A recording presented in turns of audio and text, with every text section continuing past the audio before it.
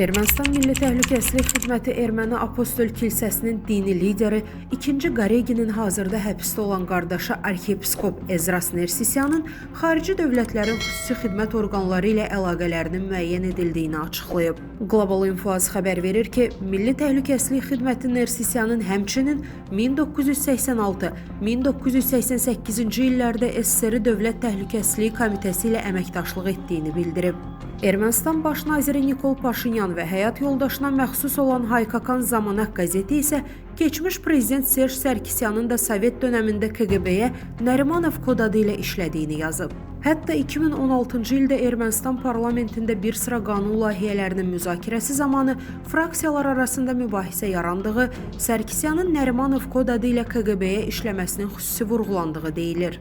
Bundan başqa, onun vaxtilə Bakıdakı Zaqafqaziya Komsomol məktəbində təhsil aldığı, Azərbaycanda erməni təbliğatına qarşı kampaniyalarda iştirak etdiyi iddia olunur.